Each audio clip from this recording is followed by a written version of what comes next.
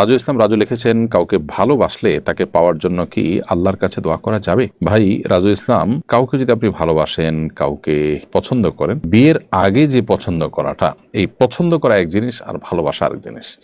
পছন্দ করলেন সেটিতে হতেই পারে, তাহলে আল্লাহর কাছে বললেন যে আল্লাহ অমুককে আমার কাছে দিনদার মনে হয়, আমি তাকে পেতে চাই। আপনি দোয়া করতে পারেন, কিন্তু তার চেয়ে উত্তম দোয়া, আদর্শ দোয়া হলো যে আল্লাহ যদি তাকে পাওয়ার মধ্যে আমার কল্যাণকর হয় আপনি ব্যবস্থা করে দিন, আর না হলে আমার মন থেকে তাকে দূর করে দিন।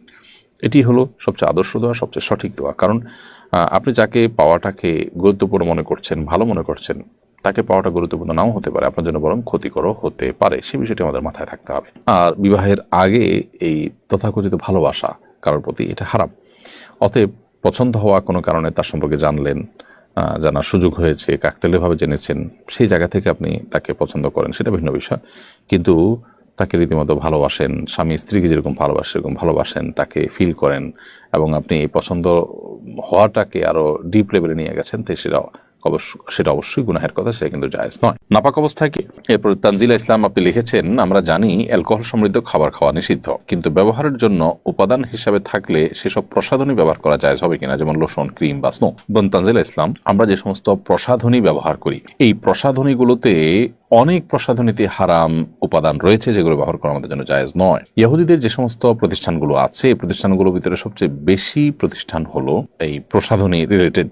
তাদের মালিকানাধীন প্রতিষ্ঠানগুলো আপনি যদি গুগলে সার্চ করেন দেখবেন যে প্রসাধনীর ব্যাপারে তাদের আগ্রহ অনেক বেশি এবং ইনভেস্টমেন্ট অনেক বেশি। এখানে হারাম উপাদান খুব সূক্ষ্মভাবে মেশানো হয়, শুকরের অনেক কিছু থাকে যেগুলো আসলে আমরা অনেকে জানিও না। আর দ্বিতীয়ত হলো, মনে করি যে এখানে আর হালাল হারামের কি আছে। আরেকটা বিষয় হলো যে এগুলোর সাথে আমাদের আসলে মনস্তত্ত্বের একটা গভীর সম্পর্ক আছে এই প্রসাধনীর। তো এখানে আসলে এমন কিছু উপাদান থাকে যেগুলো আমাদের মনস্তত্ত্বকে নিয়ন্ত্রণ করা হয় বা ধর্মহীনতার দিকে ধাবিত করা হয়। বিষয়টা জাস্ট কোনো ধারণাপ্রসূত বিষয় না, এটার উপরে বহু গবেষণা রয়েছে, বহু আপনার বই পুস্তক রয়েছে, বহু আর্টিকেল আপনি অনলাইনেও পাবেন, অথেন্টিক এবং সংশ্লিষ্ট বিষয় যারা বিশেষজ্ঞ তাদের। তো যাই হোক, এই কারণে আমাদের এই প্রসাধনীগুলোকে ব্যবহার করতে সতর্ক থাকতে হবে।